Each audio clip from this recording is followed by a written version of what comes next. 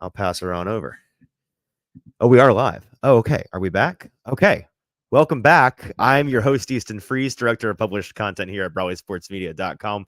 We're also brought to you by the 440 Podcast Network. This is, of course, the Hot Read Podcast, part 2. Hopefully, those of you that are with us live in the comments could help us out by confirming that the bad echo from the first stream is gone and we sound normal, in which case we'd love to talk. Thank you, James.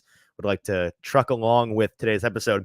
I'm joined by two gentlemen once again, producer JT as always, and James Foster, No Flags Film. I'm really trying to bide my time until somebody confirms that there is no bad echo. If anybody could go over to Broadway Sports Media's YouTube page, find this live stream, and in the comment section, tell us whether or not there's a bad echo. That would be incredibly helpful. Perfect. Thank you, Shane, first responder, helping us out. Okay.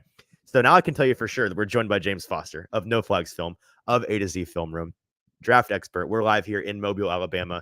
And now that we've got the tech situation figured out, James, how are you? How have you been enjoying your Senior Bowl experience? Once again, I've been enjoying about every part of it except for the last 15 minutes or so. Yeah, exactly. I don't know. It's nice to spend some quality time sitting on this couch. That's a great company, man. I appreciate that. We're talking about some of the best prospects in this year's draft class, and we were talking on the show yesterday about how this is kind of the time of year that I think most NFL fans start to acquaint themselves with these guys. You, of course, have been diving into these prospects for, when do you start your process? Like September? Are we already watching tape? Are we already putting together boards?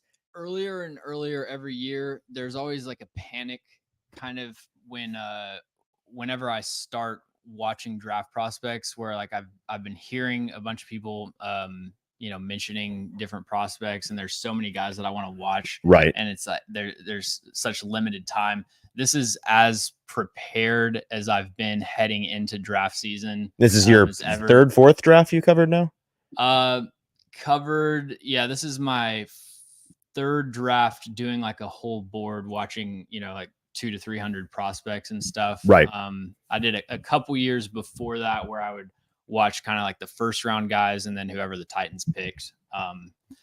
But yeah, third year managing a whole board and writing scouting reports and all that. Fantastic. Well, before we dive into some of the top prospects here at the Senior Bowl in Mobile with us, and we're going to get James's expert opinion on some of those guys, I got to tell you a couple of housekeeping things. First of all, if you're joining us live, we appreciate you tuning back in to our second stream here.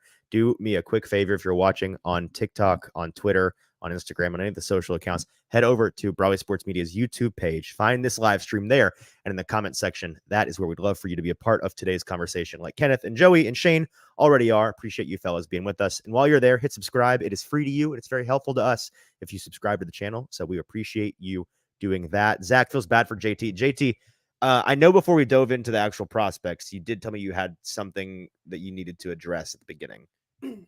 Yeah. Hey, what's up, guys? This is how this is going to go today. There is a producer tag in my name, producer JT. So that's what we're going to do today. I appreciate your sympathy, and we'll most likely see it after the show today, saying JT erasure folks are very happy today. This taking the mic from James, then it would have been bad. Yeah, that probably would have been bad, but I agree with James on the Sun. We are 3 rosy tomatoes here today, and it was really, we were talking to some guys earlier today, and it was like, we tried our best, right? Like, we got sunscreen, and like, it just does not matter. Like, you can put on as much sunscreen. It's like, this is for the love of the game, and it's just kind of like what happens after that. I do want to say that this, like James said, this is a great time in draft season, because you start to get acquainted with guys, and you really understand who these guys are and who people are really. And sometimes when you find out who these people are, you find out some of their intricacies and some things they do. And sometimes you find out things about certain people and how they eat their tacos. And I think that's what we need to start the show off here with. I think most people in the Titans community last night were pretty shocked to find out. Most people in the community were shocked to find out that you love to eat tacos the absolute worst way. And I just want to give you the floor to finally say your piece on this, because I know in the past 24 hours, you really haven't been given a platform for your ability to eat tacos. So I just want to, to defend yourself. So here's the issue. JT and James and our buddies Zach and Stoney at dinner last night. I had tacos, and I eat tacos underhanded. I didn't understand that this was an uncommon thing. Apparently, most folks, which I feel like is strong, and we need a much larger sample size to actually know, but apparently most people hold, yes, we do. Don't. Some people hold their tacos underhand like I do, but most people hold their tacos over the top like this, and then you eat it, which feels weird to me to even. You're supposed to hold it by the lips. No, you hold it under, you cradle the taco and you deliver it to your mouth. Hold it by the lips to keep the contents in the tortilla. you wrap around with your hands to keep the contents, and is the way that I approach taco eating.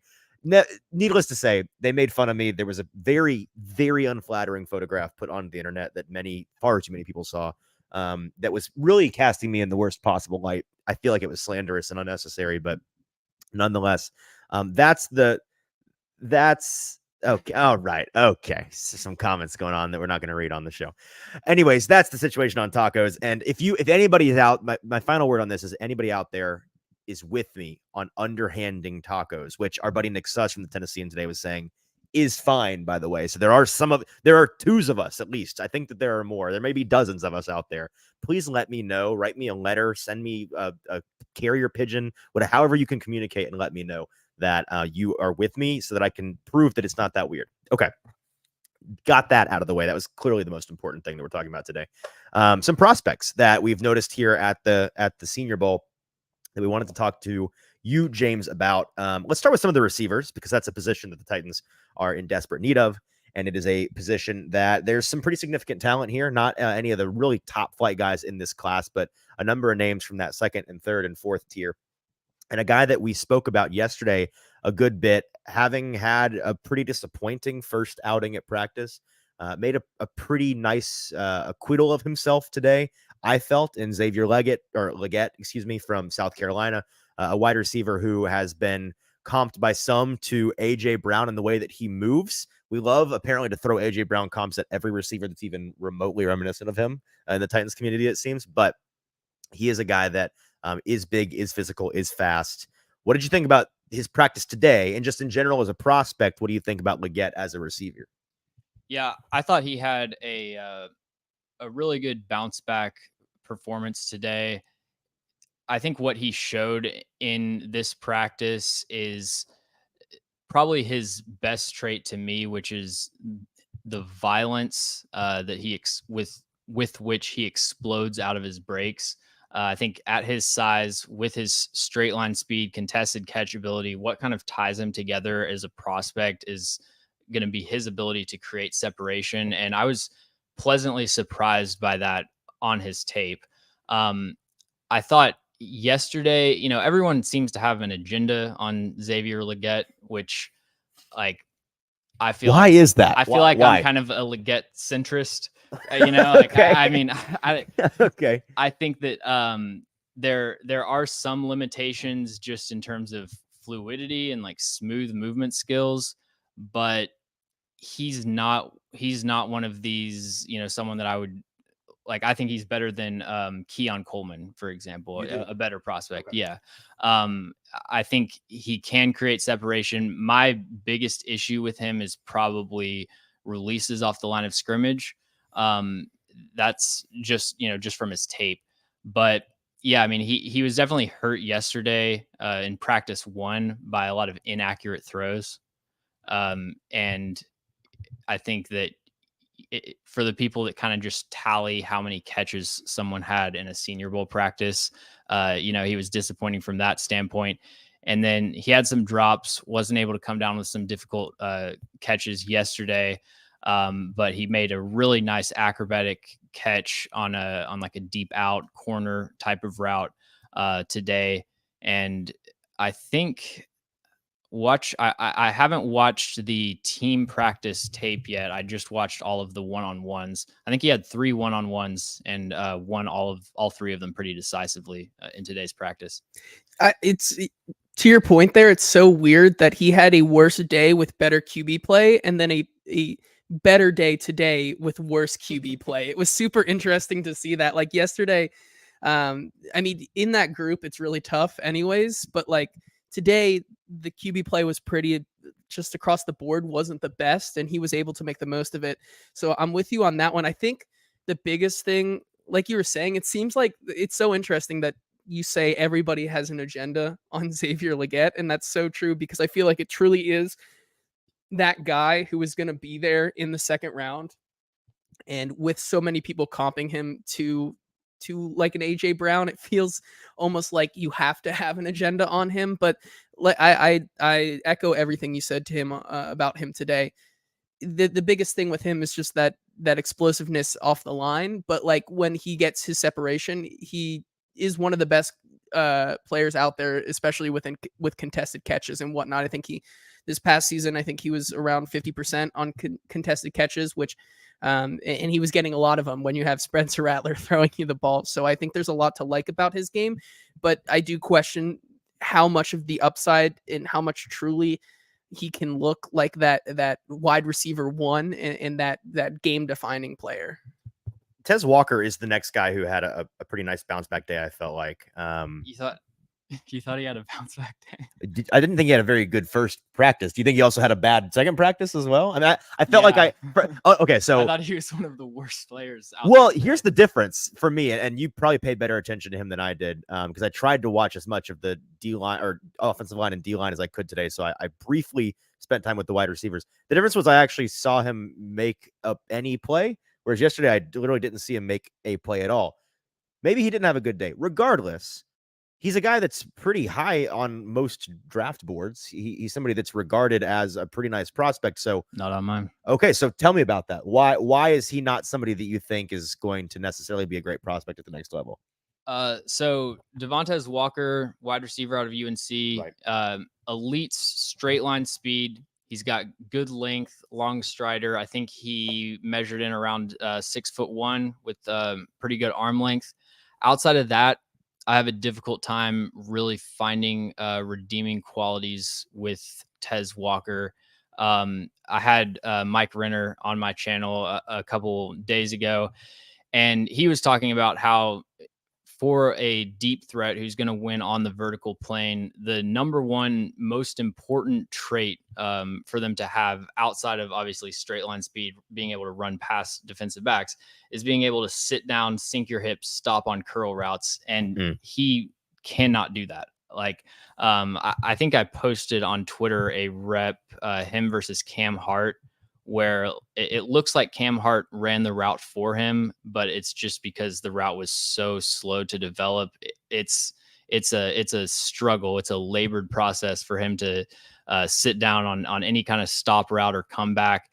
And what happens if you can't sink your hips and stop is that DBs are just going to play over the top of you, give you a ton of cushion. Right. Every cornerback in the NFL is going to be fast, faster than most of the corners he faced in the ACC. So like they can recover, they can turn their hips and recover if they're giving him some cushion. So, that's one issue. Didn't run a very diverse route tree at UNC, but I thought in breaking routes, just quickness and explosiveness out of his breaks was pretty average. Had a lot of focus drops, especially down the stretch at UNC. And that showed up in both Senior Bowl practices. I try to keep a drop tally when I'm watching the practices. I counted 4 from Tez Walker today, just watching it live. There could have been more, but you get the focus drops, inconsistent contested catch skills, and doesn't give you really anything after the catch. I believe he broke 2 tackles or forced 2 missed tackles last season. He had a shortened year because of the NCAA thing, but he played 7 games, I think, forced 2 missed tackles, ranked near the very bottom of college football in yak per reception. So when you kind of add it all up, to me, it's giving Tyquan Thornton. And you never want to give Tyquan Thornton. All right, sounds like I caught like his 2 good plays of the entire day, which is going to happen when you're trying to watch all these guys at the same time, I guess. So he's a guy that others are higher on that you're not so high on. Let me ask you about a guy that I see him in the late 20s on mock drafts. It just blows your mind. It blows my mind. It would surprise me if that continues after the Senior Bowl, because Right. I feel like the evidence is kind of out there if you didn't watch him on tape. Right. I don't. Is he a Drake May merchant? Like, is that part of the reason why he's so high on these boards? That people are just seeing a lot of him because they're watching Drake? Well, I think he has a skill set that can win at the college level because Right. Okay. the DBs aren't as fast. So just like running in the 4.3s, and having average to above average hands, that can get you some explosive plays in college. So let me ask you about a guy that you're higher on that I've heard a number of folks tell me this week they are not so high on. I was talking to our buddy Tron Davenport the other day or yesterday, and he was telling me he does not see it with this kid. You told me that you actually kind of like him as a prospect. Brendan Rice, son of Jerry Rice, wide receiver out of USC. What is it about Brendan's game that you think could translate to the next level? Yeah, I think to me, Brendan Rice has had a bit of a disappointing Senior Bowl. I thought showed flashes at USC of some nice route running, but looks pretty clunky to me, moving laterally, and kind of a DPI merchant, which if you're trying to draw flags, he drew a ton of them yesterday. In the one-on-ones, that's usually not a great sign for a receiver. And my biggest issue with his college tape was ball skills and physicality, fighting through contact. And I think that's also been an issue. I mean, he beat Cam Hart on like a kind of circus route in break and then back corner of the end zone and just dropped a wide open touchdown. So yeah, I think I'll have to check. I think I had an early 4th round grade. I haven't adjusted any grades yet from the Senior Bowl, and they're usually there. Are you telling me that you've watched years worth of tape on these guys and 2 practices haven't changed your mind dramatically?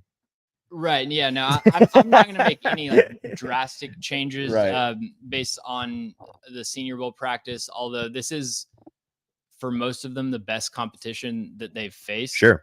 And especially for players that are in like a really specific role in their college team's scheme, where maybe they aren't getting the one-on-one matchups and opportunities that you would want to see for evaluation. From an evaluation standpoint, it can have an effect. So yeah, I think I have an early 4th on Brendan Rice, and I would probably be leaning towards a 5th rounder for him. Stoney points out, by the way, circling back to Tez Walker, that Tyquan Thornton was also a 2nd round pick. So I mean, it could have, sometimes these guys just fool these GMs, and they get drafted way too high. We've got a ton of players to get through, so we're just going to keep trucking along. A couple more receivers that I want to bring up.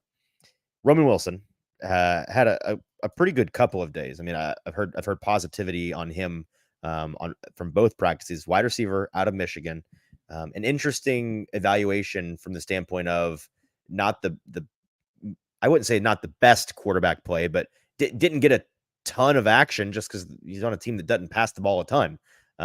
What are your thoughts on Wilson as a prospect? I spoke to him a little bit after the practice today. Seems like a stand-up guy, but on the field, what do you see? Yeah, I like Wilson. Honestly, I like both of the Michigan corners or receivers. Cornelius Johnson was at the Shrine Bowl. I thought he was probably the best receiver there. And Roman Wilson definitely was the best receiver in the first practice. Really smooth and controlled out of his breaks. Excellent ball skills, especially, doesn't have a big catch radius or anything like that. He's definitely one of these undersized guys that you have to make an exception for, but does a great job adjusting to some of JJ McCarthy's slightly inaccurate passes. JJ McCarthy is the king of a pass that is catchable but inaccurate. So many times where just hitting his receivers out of stride, but Roman Wilson didn't have many issues with that. So yeah, I like Roman Wilson. Is McCarthy the kid that you wanted to throw, like play catch with as a kid? When you're like, throw it just high enough so I can jump up and look awesome and moss somebody. Yep. Yeah. When you're trying to do like back corner of the end zone. Exactly. He's the guy you need. Yeah, except he can't throw with touch, so it's going to be. It's just a laser. Yeah. Okay, gotcha. But yeah, I like Roman Wilson. I saw someone say that he was going to run in the 4.3s, which would be surprising to me. But I think he's there. This receiver class, not only is it top heavy, not only is it strong at the top, it's strong throughout. However you want to say it, it's just strong across the board. I'm almost having to keep myself from getting prospect fatigue and being like, man, is there really another receiver with a 3rd round grade, or am I? They can't all go in the 3rd round, right? Exactly. I've just gotta take the tape for what it is. And I mean, okay. I think Roman Wilson, I don't know about where he goes. I still think 4th round is probably his most likely destination, just because of how stacked this class is. But from a Titans perspective, they better hope a lot of these guys are available in the 4th, because they don't have anybody they can pick in the 3rd. It's not an option. Yeah. The Titans need to trade down. They need to trade down into the 3rd, but then not trade down anymore, because the class kind of dries up. The depth just a cliff. Yeah, exactly. You mentioned strong a minute ago. Speaking of strong, and speaking of big, a big fella that is not hard to miss out here, Johnny Wilson, wide receiver from FSU, has had I know you were watching him on the field today, had a couple of nice reps in team. What do you think about Johnny as a receiver? Why is he not already playing tight end out here at the Senior Bowl? Is it inevitable that he's going to be a tight end at the next level? What are your thoughts? Yeah, I have him as a tight end on my board. I have him as tight end 2. Tight end 2. Wow. Okay. Yeah. I mean, is that a function of the tight end class being relatively weak? Yes. Right. Yeah.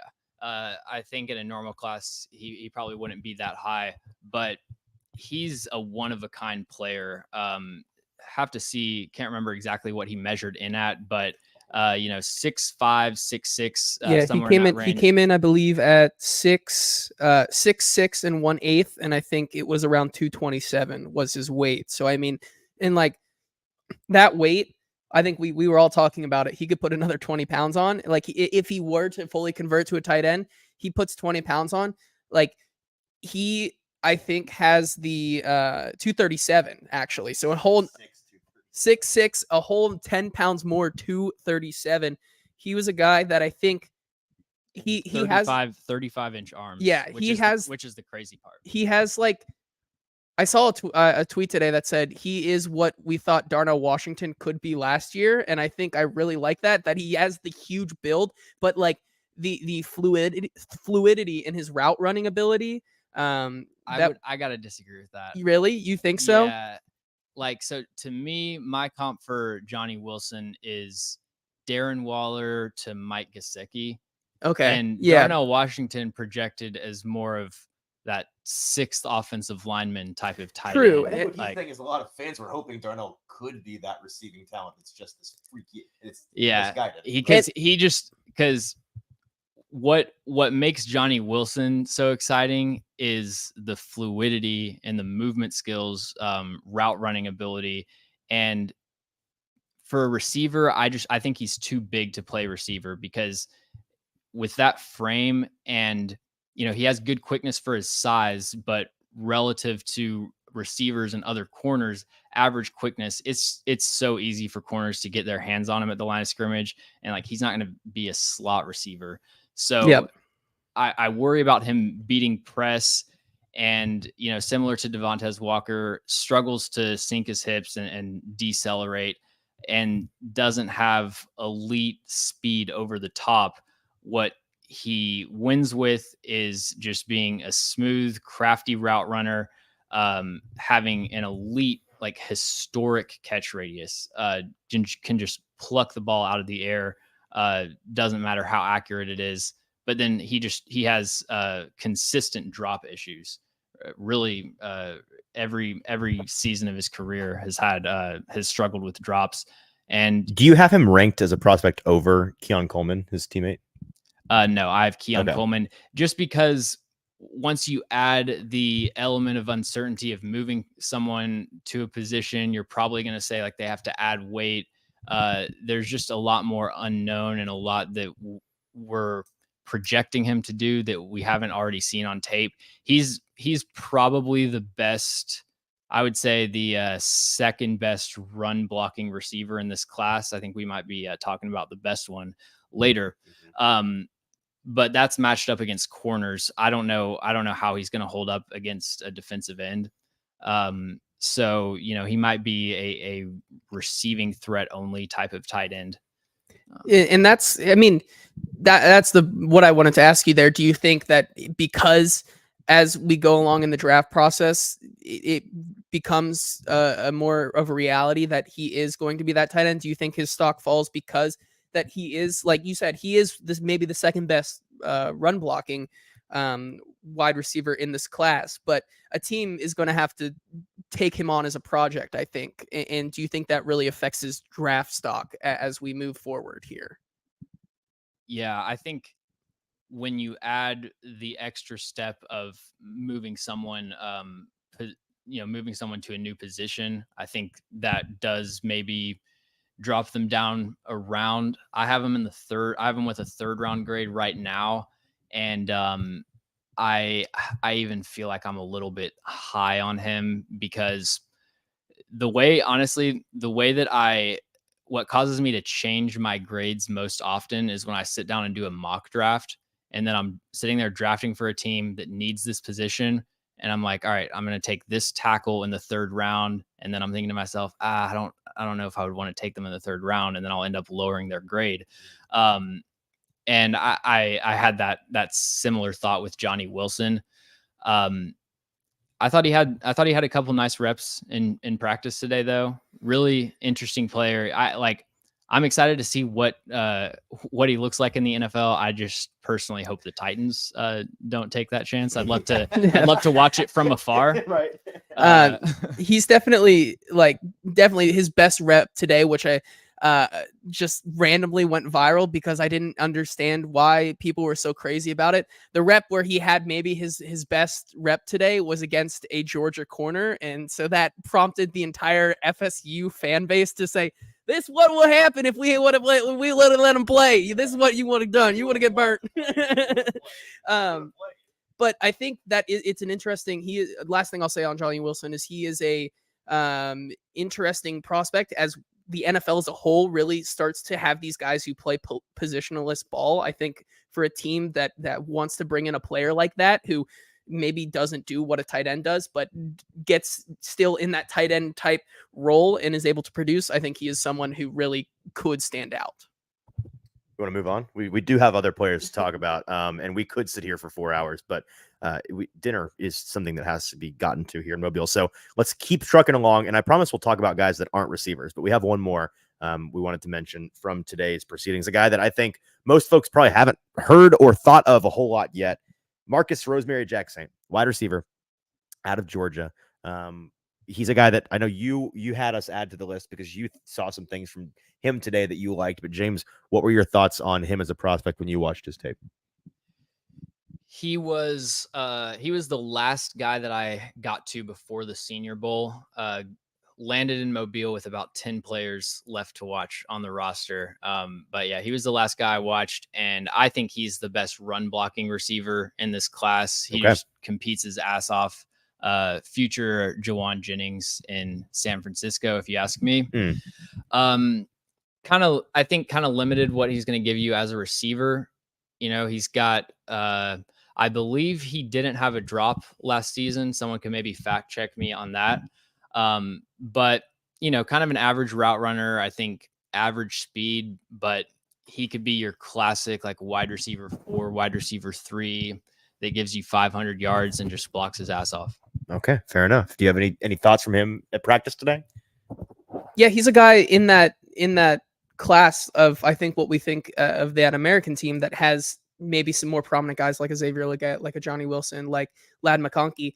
He's a guy who really wasn't one of those big name guys like that we've been noticing, and he's been easily one of the top 3 both days. I think he's shown a lot of good reps today and yesterday, and I think he's a guy that I think will continue to watch, not just because of his on-field, but an all-time name. Like, that is 3 different weird names, yes, as a last name. Not even Rosemary, Rosamie. It's so weird. as someone who makes a ton of tables with like players, You hate for this guy stuff, because it's such a long hate name. the hyphenated last name. Yeah. That's why my ideal Titans mock like off season cut Aziz Al-Shaair. Right. Don't bring NWI. back Nick Westbrook-Akine. Don't bring back Sean Murphy-Bunting. Yeah. Yep. I brought back Sean Murphy-Bunting. That was a mistake. You got to go Just get change the that. shortest names as possible so I can optimize the 1920 by 1080 size that I have to work with. Fair That's enough. all I care about. Speaking of guys that have been top performers out here, arguably the top performer on the defensive side of the ball, and we spent a lot of yesterday's episode talking about him, Quinyon Mitchell. If you paid attention at all to anybody's Mobile coverage, he has been talked about because he is as billed cornerback out of Toledo. Tell me everything about Quinyon that you've seen on tape. Yeah, so Quinyon Mitchell was the guy that I was most excited to watch in Mobile today. Watching the practice live, I was just keying in on him every single snap. Right. And yeah, it sucks because the team periods, they just run the ball and check it down. So he didn't get much action, but he did get a pass breakup.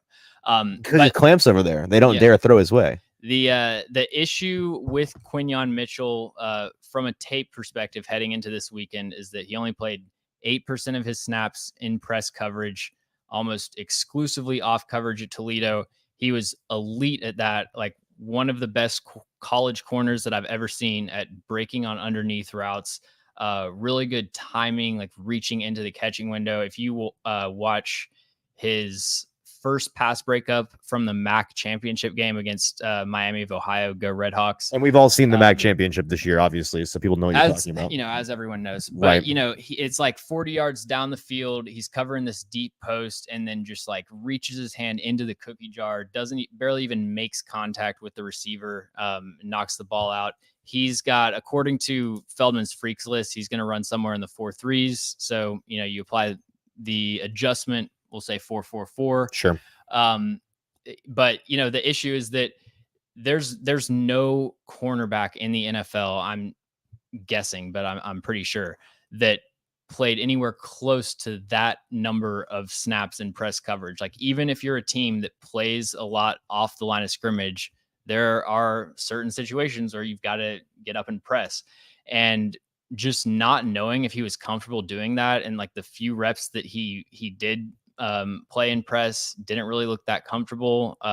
His punch was, I thought, poorly timed, just kind of grabbed, turned his hips, hung on with the receiver. Sure. So yeah, I didn't really know what to expect with that phase of his game, but man, he's looked like a stud. He's been, I think, definitely the best defensive player here, and he had, in my opinion, the best individual rep of the entire 2 days of practice. He's covering Roman Wilson. I was going to guess that's what it was. Stop and go. Yep. Sinks his hips like a Tesla. That guy can start and stop. I mean, crazy. Dude, like, you could have just showed me that play, and I would have been like, "Oh, okay." Scouting report, do it on this guy based on this one rep, and you could have just gone. I think based on his Toledo tape, he was a top. He was actually Why would a guy like him play at Toledo?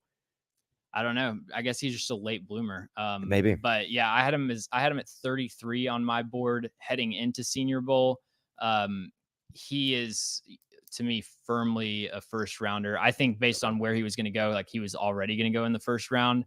I think you could see him go top 16, and I feel like top 20 is not a lock, but definitely a good bet for Quinyon Mitchell. Yeah, and I wanted to address some of the comments. Stoney obviously asking if he's a first rounder. You think he's so solid for first round, maybe a top half of the first round. Yeah, where's he on your cornerback board? Is he cornerback 2, 3 in this class? You have easy access to that real quick? Yeah. Some other comments here. Zach asking the real question: why does Easton's hat not have a logo? It does. It's just the white balance you can't see. It's whited out. It says Adidas on there. It's just a white logo on a white hat. So I've got just a weirdo white only hat. I've got Nate Wiggins, Cooper DeJean, Terry and Arnold 3. Okay. I'm thinking Quinyon Mitchell would be 4. Okay. When I update my board, right now I have Ennis Rakestraw and Kool-Aid McKinstry. I would definitely have Quinyon over Kool-Aid at this point. Rakestraw, they'll probably have like close to identical grades, but Yeah, I mean, based on where, there's kind of like 2 or 3 mock drafts that you need to pay attention to as far as where guys are actually going to go. Daniel Jeremiah, Dane Brugler. DJ had Terry and Arnold, I think, going 12th. Actually, they both had him going 12th in their most recent mocks. So, it would surprise me if he went over Terry and Arnold. Right. But yeah, especially, man, a team like Philadelphia with Their aging cornerbacks. Who's the DC? Like the most obvious guy that I'm missing his name. Fangio. Yeah. Like just have him play off quarters and break on shit underneath. Like he's gonna get 10 interceptions as a rookie. I saw another comment a while ago asking, besides Quinyon Mitchell, who is the second best cornerback you've seen out here? Does a name come to mind, or has he just been so standout that the rest of some names that I had written down? So Jarvis Brownlee, Andrew Phillips, okay, Max Melton, any of those guys? Right, well, I had a list of like 12 winners, and my 3 corners were Quinyon Mitchell, Andrew Phillips out of Kentucky, Jarvis Brownlee out of Louisville. Okay. So, yeah, we want to talk about those guys just a little bit. Let's do it. Okay, so let's start with Brownlee, Jarvis Brownlee Jr. out of Louisville, cornerback. What have you seen from him this week and on tape that you like? Yeah, so he had 2 reps in the one-on-one drills where he just ran a dig route for a receiver. He undercut this. I think it was a speed out from Jaquan Jackson for Tulane, and then he had another rep on Jaquan Jackson in the 7-on-7 where he just pressed him into the ground. Jarvis Brownlee Jr. is a cornerback out of Louisville, undersized. Not exactly sure what his weight is. I know he's really short, but he looks kind of like well built for his size, and just super aggressive, feisty in press coverage. Comes up, fits the run. I watched him. 6'190". Yeah, so that's what he's listed at. So I mean, like not terrible size, but I do know he came in. Let's see what he measured at here at the Senior Bowl. All right, I got it right here. So 5'10 and a half, 183. Okay, so but he's got 60th percentile arm length, which for a press corner is good. And like you see that on his tape, he lines up really close to the receiver. He's always underneath them with his leverage, and he just jams the shit out of them at the line of scrimmage. I think he's probably, I see him as like a press man slot corner.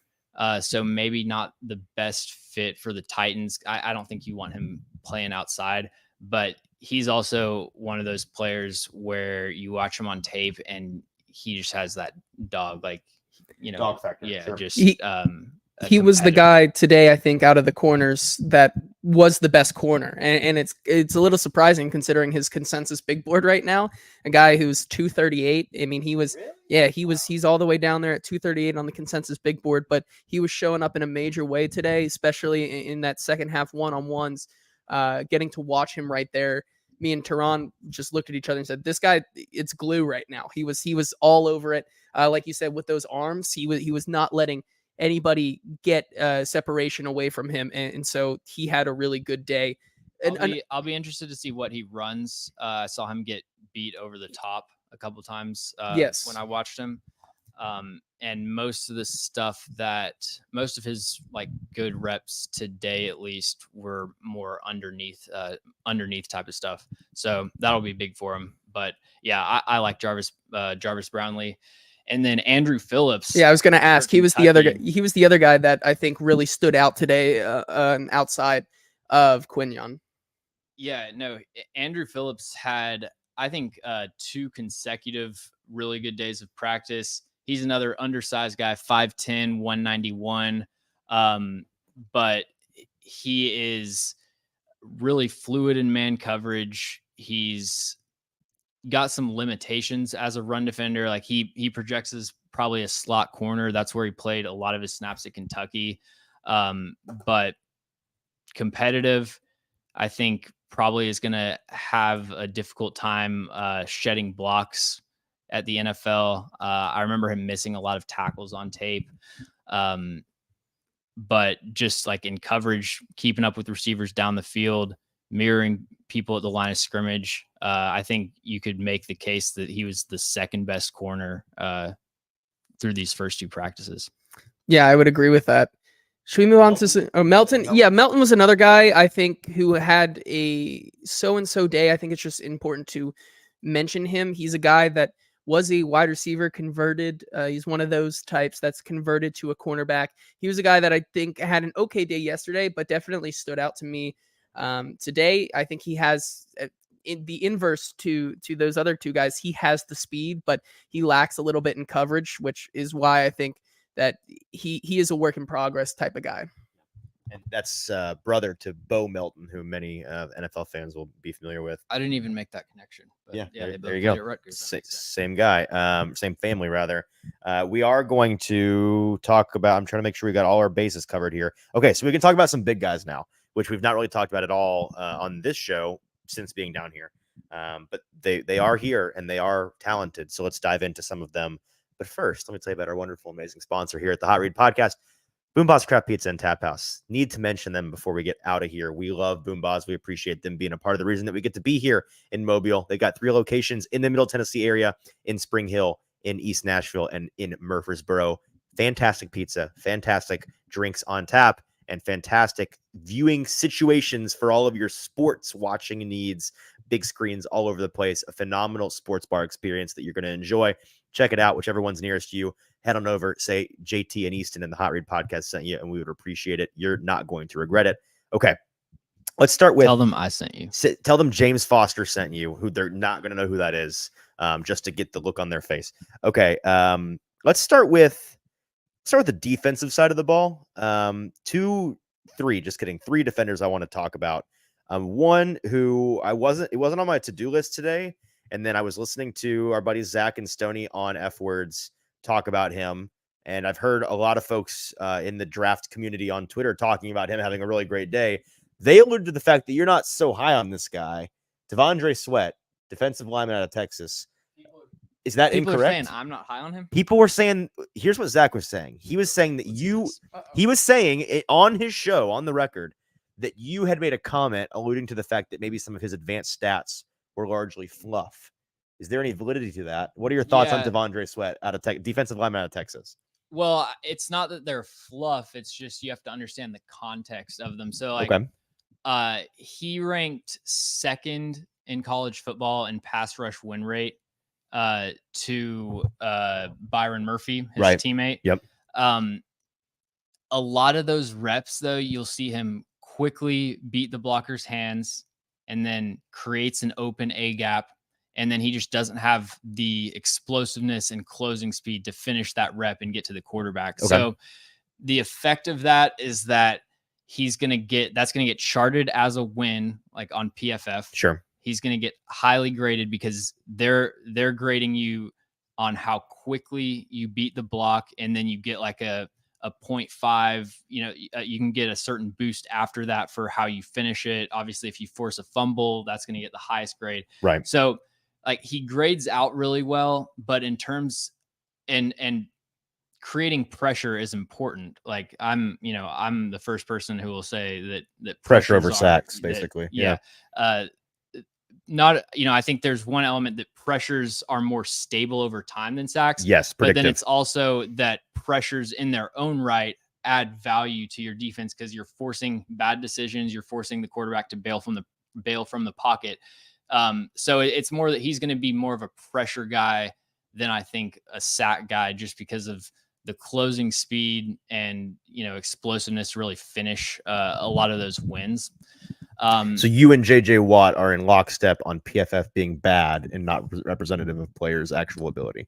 Yeah, that would be accurate. Gotcha. Okay. Yeah, I agree with everything JJ Watt says. Okay. He was good at football. That's the only qualification that matters when it comes to evaluating football. But speaking of T'Vondre Sweat, though, he had a hell of a day. He did have a very good day. I thought his first practice, I would have said he was one of the losers Okay. from the first practice, just like really slow off the ball, didn't seem to have any kind of pass rushing plan. And I mean, he had the one dominant rep against Bo Limmer for Arkansas, where he just folded him into the ground. Cheap suit. Tough. But then had a couple other nice wins there. And then he's someone, he has, in terms of where he's going to go, he has a certain floor, because you know he's going to be just a block eater as a run defending nose tackle.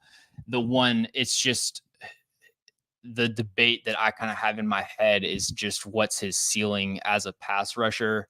Because a lot of times we see these guys who are projected as like they could be a nose tackle that actually pressures the quarterback. Right. And at a certain size, which we don't actually know what that is for T'Vondre Sweat, because he declined to do the weigh-in. Oh, I'm sitting here looking for it. That's why I can't find it. Okay, so we don't know. I mean, he's very large. We just don't know exactly how big he is. Yeah, he's pretty much unmovable in the middle of the defense. But yeah, I think, I'm thinking probably late second would be where he goes. Okay. I definitely have him in the top 40 though. Like I'm a big T'Vondre Sweat guy. Is he D-line 2 behind his teammate? He would be D-line 3 for me, behind his teammate Byron Murphy, right, and then Johnny Newton for Illinois. Okay.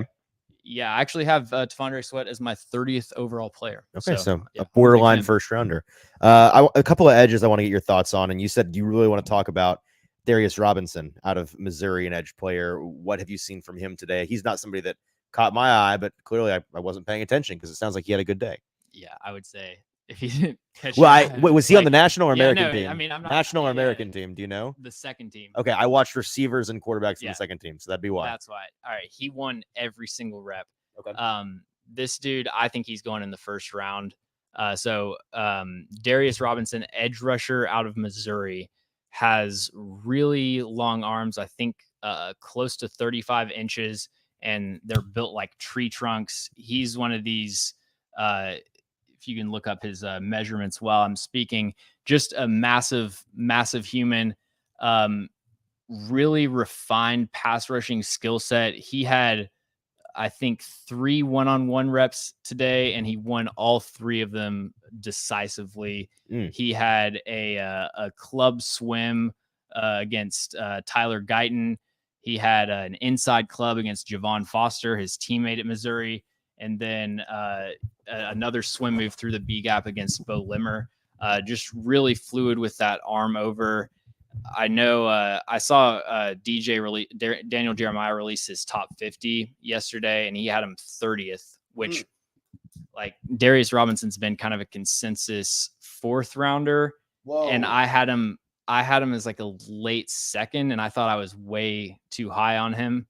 And then now I think I may become way too low on him. It's funny. That's the best part about draft season, right, is that you can go, every single conversation is relative. So you can go from banging the table for someone and like hyping them up. Mm-hmm.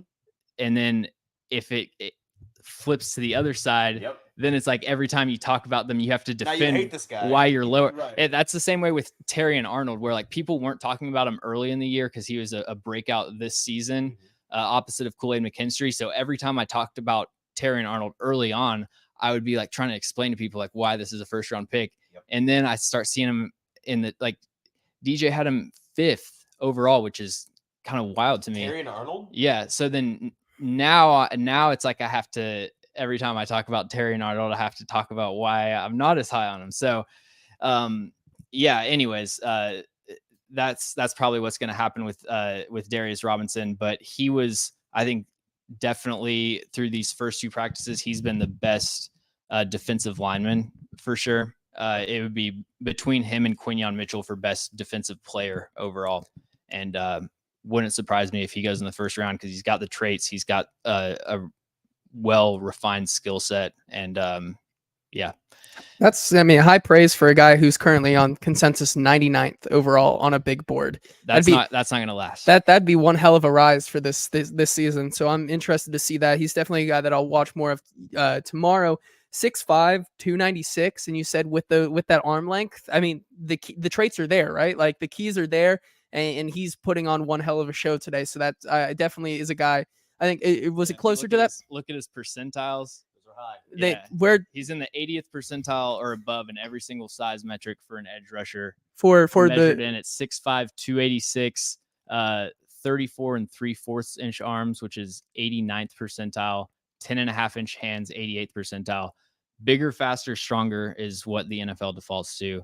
And if you've got that and you have a pass rushing bag, you're not getting out of the top 50, like for sure. Yeah. And for the viewers who cannot see that, we're looking at his percentiles. The bars, they're pretty full. They are very full bars there. So yeah, a lot of blue and green. A lot of blue and green. So that is another guy. Who do you want to move to next, Easton? Let's go. Yeah, let's go to the guy who I think on the outside edge is one of the guys who may be the first defensive player off the board. Laiatu Latu, which is a Hall of Fame name right there. He was a guy that I think stood out in the early session today. Especially, he was a guy that I think outside of maybe, like you said, Robinson, he was a guy out there who I think really had a strong second day, which I think we were definitely expecting. I mean, he was just out there bullying some guys today. Yeah, yesterday he was trying to just win with speed around the edge. Had a lot of one-on-ones against Talise Fuaga out of Oregon State, and he was just mirroring him to the high side pretty easily. But he started to do a lot more of trying to win with his hands today, which is that's his game. He's a solid athlete in terms of movement skills, but doesn't have this crazy explosiveness off the snap or anything. Mm-hmm. He had his sequencing of moves is just masterful. Like he would his go-to move is a cross chop where like you're going across, you're chopping across your body. Mm-hmm. And he set it up. I think it was on Satoa. I know who you're talking about. I don't know how to say it. I still haven't learned how to know how to say name. Haven't watched him yet, but he was impressive today, by the way. But had a great little sequence there where he did like cross chop and then cross chop into a swim move and then did like an outside spin. He just kind of it was like the Utah guard was doing everything right from a technique standpoint. He just got beat by a better pass rushing plan. So I was kind of worried about Latu after the first practice. I thought had some pretty rough reps, but definitely had a bounce back performance today. And he's somebody that's going to, from a NFL evaluation standpoint, the narrative on him is going to be the medicals, right? Am I understanding correctly that he was medically retired from the game at one point because of a back and nerve issue, and then came back when he got cleared by a different doctor? Neck, but yeah. Okay, something spinal, whatever it is. Mm-hmm. There was a big issue. He wasn't sure if he's ever going to play again. Then he comes back, puts together a really nice season. And do you have any further insight into that, or is that still something that we don't know a whole lot about? Yeah, the medical thing, I think no one's really going to know anything more about that until the combine. And right. You have to like wait to it's so weird. I've heard NFL people talk about the combine with medical and they're like, yeah, I just got to get my hands on them. Right. So got to poke and prod the guy. Their hands on him. Right. Naturally. But yeah, I mean, the other thing with Latu is he has pretty short arms for an edge rusher. And you do see that show up on tape when you're doing these cross chops and like cross face moves like he does, where you're exposing your chest. If you've got an offensive tackle with quick hands and long arms and they can get into your frame, they can kind of shut down reps early, and he's not great at disengaging and freeing himself. And I felt like when I watched his tape, he faced a lot of not great competition. And then when he, just in terms of, the tackles that he was going up against, when he did go up against NFL caliber tackles like Jordan Morgan, Talise Fuaga, Jordan Morgan, the tackle, you say? Well, played tackle in college. Yeah. And then Jonah Monheim, the tackle for USC, who's not in this class, he was kind of shut out. I think he might have had one win to the inside against Fuaga, but he I think did kind of clean up against some bad competition. So I have some concerns about Latu. Luckily the Titans aren't going to be in the market for an edge rusher, but like it's a really tough top 3 for me to split. It's going to be a game time decision for me between Dallas Turner, Latu, and Jared Verse. I have it Verse, Jared Verse, Dallas Turner, and then Latu as my third right now, just considering the medical thing, but it's pretty close between those 3. And as we do this draft talk, we will continue here, but there is some breaking news that Jordan Schultz is reporting, so we can talk about that for the Titans. Breaking, the Titans are closing in on a deal to hire Ravens DBs coach Denard Wilson as their new DC, sources tell Bleacher Report. Jordan Schultz ends up as somebody is getting their car stolen or something. That's lovely. Wilson has quickly risen up the coaching ladder after helping mold Baltimore's secondary into one of the best units in football.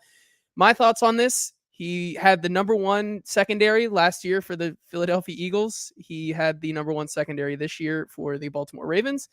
I think it makes definitely a lot of sense for Brian Callahan, as he said in his opening press conference. He loves to learn from what beats him. And as we talked about, the Bengals were one of the teams that just continued to have trouble with the Ravens secondary. So bringing him in, it's gonna, next season I think is a hard sell to see him try to three-peat for best secondary in the league. If he does it with this group, that's going to be very interesting. But your thoughts on that? Yeah, my thoughts are, first of all, I saw some folks on the internet today talking about how it seemed like the Titans were having a hard time hiring guys. So that's unfortunate timing for those folks. Yeah, I'm honestly surprised the Ravens didn't hire him because their DC opportunity now, something they've got to fill that job with Mike McDonald going to Seattle. I think that he's Zach saying he heard it was a struggle in all caps. That's what I heard as well, that apparently they were really struggling to find guys. Listen, Callahan said explicitly at his press conference that he was in no rush. He was taking his time. He took his time. It's been a week. He made the first hire. I think it's a very good hire. It sounds like, based on what some players have said about him as a coach who have played under him, he's a guy that is similar to Callahan in the sense that his players are really big fans of the guy as a teacher and a communicator, which is something that I think is going to be a common theme as you see these guys start to trickle in to the coaching staff. And I think you make the best point of all, JT, circling back to what Callahan said about wanting to form his new team's defensive identity around the things that make his life as an offensive coordinator difficult. I think this defensive coordinator hire is the perfect example of that, and it wouldn't shock me if we see a trend in that regard going forward. James, do you have any opinion on this guy? Do you even know who this guy is? Is this your area of expertise at all? Yeah. So I haven't done a ton of research into like him specifically, right. And by that I mean I haven't done any. Sure. Right. Denard Wilson, blank sheet on your computer. I do know that the Ravens, really their whole defense was kind of playing above the sum of their parts. Like they were getting high level play from guys like Arthur Millette, and a lot of mid round defensive backs that were stepping up. That was happening all over the defense. Right. So, you never know exactly who to credit for that. But yeah, I mean, I think that's a solid hire. I think if he can come in and install the Mike McDaniel scheme, I mean, that's a win. I didn't have a major issue with keeping Shane Bowen as defensive coordinator. I honestly thought can't wait for that Paul Karski tweet first thing in the morning. Shane Bowen no longer with the team. That only Paul knows for some reason. That's gonna be great. Yeah, I mean, I thought he was a very good game planner for a big game or something. Yeah, it seemed like there would be 3 or 4 games a year where it's like, man, they were really throwing their fastballs like this game, but just the overall execution, especially in the secondary.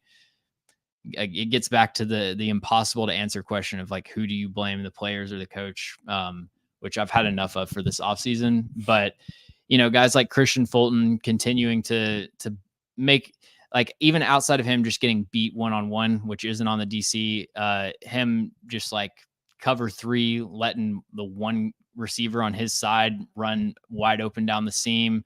Elijah Molden, a third or fourth year player, can't execute like basic quarters coverage stuff. Just that kind of stuff. I think you could definitely blame on Shane Bowen. Right. You know, I know a lot of fans have issues with the off coverage, but I hate to tell you, like When you have bad players, all of Christian, yeah, well, that's for one thing. Like when you got bad corners in there, you don't want them playing press. Like I would much rather I would much rather them try to march 10 yards at a time down the field than just give up 80-yard touchdowns. Right. But like even someone like Christian Fulton, who a lot of people really want to play more press. If you go back and watch all of his best plays from when he was actually good, it's him crashing on underneath routes from off coverage. Like that's his skill set. When he was actually good is just a brutal indictment. Yeah. So yeah, that's the off coverage debate. There will be some people that will just never agree on that, but I actually kind of like off coverage. It's all about executing it though. Okay. Let's get back. We got 4 more prospects that I want to turn through here. Some offensive linemen where we've kind of buried the lead. One could very easily argue the biggest need for this Titans team is in the trenches on the offensive side of the ball. And there are 4 guys that have stood out in some capacity to JT or I that we scribbled down that we wanted to get your thoughts on. The first is a name that a lot of people are going to recognize, Taliese Fuaga. Am I saying that right? Does that sound right to you? Do you have any idea? I know Taliese? I know it's not that. Okay, so what do you think it is? I think it's either. It is Fuaga, I think it's right? either Talise or Talise. I think it is Fuaga. Okay, so Fuaga, Talise T. Fuaga. He is a tackle from OSU, Oregon State. That is. What have you seen from him this week, and what do you think about him on tape? Yeah, he looks really good at. Well, so I'll start with what I saw from him on tape. Mauling run blocker. Just a huge player. I think he's in the 320s or 330s. Really not a whole lot of bones to pick with his run blocking. I think he's comfortably the best run blocking offensive lineman in this class. I had him as a guard heading into the week. And the main issue is that like, I felt like on tape when he really got threatened with edge speed, he would give a short corner pretty often. And he had this bad habit of punching with his outside hand and just like leaving it out there. Normally you've got to like, if you're going to throw the outside hand, you've got to bait punch. We were throwing it and then you're pulling it back. You're drawing out the pass rushing move, pulling it back, protecting the outside. He would just kind of throw his outside hand, let the pass rusher swipe it, and then he doesn't have this elite recovery speed to, protect the corner. So yeah, a lot of his issues dealing with speed rushers was why I thought he might be a better fit at guard, but it was also a technical issue that he could just kind of fix, and I think he has based on the reps that all the reps that I've seen from him at the Senior Bowl. There aren't any losses that come to mind for me with Talise Fuaga and pass pro. Okay. So yeah, he probably won't get a grade bump or anything for me because I had a high grade on him. He's a top 15 player for me, but he's definitely getting moved back to tackle. And guard is more of a worst case scenario destination. See, and now you say Talise Fuaga, and the fact that I said Taliese is, I think it goes down as the funniest mispronunciation of it, because you're right, it's definitely not that. My funniest mispronunciation. That's you put that in my brain. You did, yeah, but I ran with it. I should have thought better. Okay. Kenneth in the comments, breaking Titans news: Titans hiring DC Denard Wilson. Yes, in fact, they are. And if you want our thoughts, scroll back about 5 minutes in the feed. You're gonna find it. Okay, next guy, a guy that is, I think, a pretty, I don't know, maybe this is a step too far. I think he's a bona fide first-round pick. I think he's one of the most solid talents I've seen out here in the trenches. Jackson Powers Johnson, interior offensive lineman from Oregon? Yes, yep. Okay, from Oregon. He's somebody that you came in here before the show, mentioned him, said you were working on a video for him before you came here. So he's fresh on your mind. What do you like about JPJ? Yeah, JPJ, I identified pretty early in the process as my favorite center. Not like I discovered him, just he stood out to me. Right. So this is a great guy, under the radar. You're gonna love him. Yeah. This under the radar guy, Joe Alt. that I Right. found. So he weighed in at the Senior Bowl at 334 pounds, which would be the heaviest weight for a center. Wait, you said 334? Yeah. Wow. In like combine pro day history. Not body shaming, but It's all muscle. I mean, come on. yeah, he's a big boy. Big fella. The fact that he can pull off some of the run blocks like out in open space that he does at 334, and he was listed, I think, in the 320s at Oregon. So, you never know, give or take 10 to 15 pounds with these guys going from different place, especially during the pre-draft process. But yeah, just a huge stopgap in the middle of your offensive line, and he can get out in space and demolish linebackers on screens, sweeps, toss plays. He's looking to kill. Only allowed one pressure in all of 2023. I think he had just recorded the video. So 497 pass blocking snaps, only allowed one pressure. Led college football centers in literally every stat except for like penalty rate. He's in like the 50s or something. Sure. But, first in all the PFF grades, blown block percentage, pressure rate, hasn't allowed a sack in his entire college career.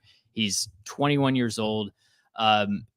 Really just an extremely clean prospect across the board, except for the fact that at his size, he's not going to have like Tyler Linderbaum zone blocking ability. Sure. He can't, pull off these insane reach blocks like he can. There's certain athletic limitations. Yes. Yeah. And I would call him an above average athlete for a center. But at the size, physics, right? He's an elite athlete.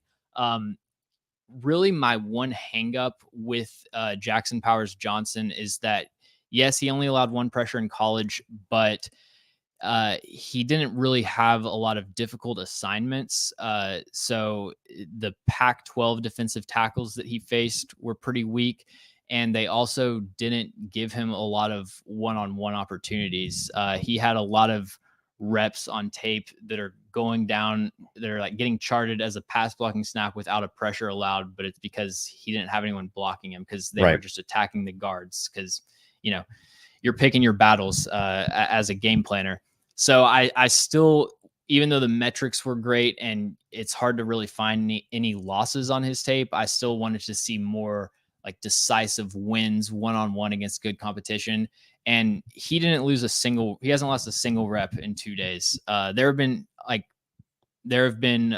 late wins, there have been some times where he might open up a lane and then recover, but dude, he's been rock solid. And the most impressive thing about it, I knew he could anchor. I knew he had a firm initial punch and all of that. What's been most impressive is his ability to recover laterally. There have been multiple reps where he gives the rushing lane early. They might get him with a quick crossface move. And you can hear the other defensive linemen making noises like, ooh. And then he sticks, he's playing with independent hands. So he sticks back the inside hand, recovers, slides over, puts him into the ground, and then it gets quiet.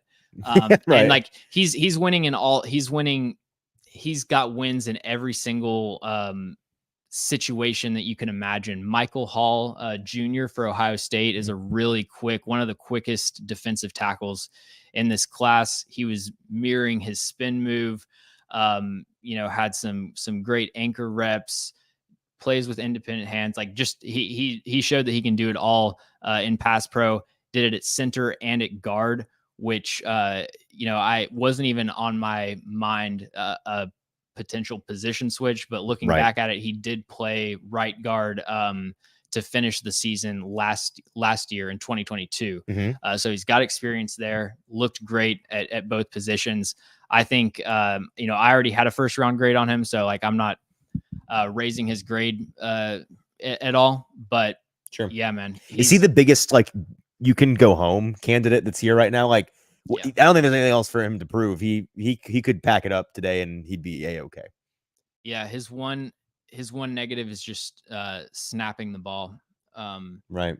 You saw that later in the season, USC, Arizona State, and Oregon State. He had some bad snaps, and then there was a bad snap that I saw in the 7-on-7s. So might want to move him to guard just to avoid that. But he's also Sure. new to center, so give him some cushion there. A listener request from our buddy Stoney. He asked if you have any opinions on Ethan Driscoll. Is he somebody that? Yeah, he has needs caught your to eye? learn how to play basketball. Okay, all right. Well, But honestly, like I think he's too tall to play tackle. was he like 6'8"? What is he? Yeah, 6'8". Oh, actually, okay. He just gets like long armed to death. Okay, fair enough. Last guy that we have to mention here, and then we will finally get out of here. Somebody that you came in here and said, I want to talk about this guy. Christian Haynes, Connecticut. Is that where he's from, you said? Interior offensive lineman, tackle? Yep, right guard. Right guard. Okay. What is it about Christian Haynes that begs to be mentioned on the show today?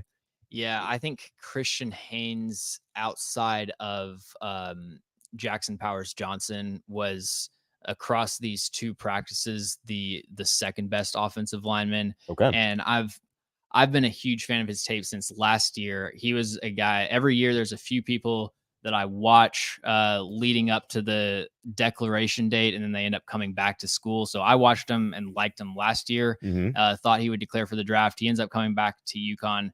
I think UConn football has this rule where they can only have one good player at a time. Naturally, yeah. Like, it's an Ivy League rule. You got to have one. Travis Jones. You're just, I mean, with Christian Haynes, you know, you're watching them and they're down like 35-3 to FIU, and he's just like pancaking dudes on outside zone. It's like, why are you still running outside zone? Right, right.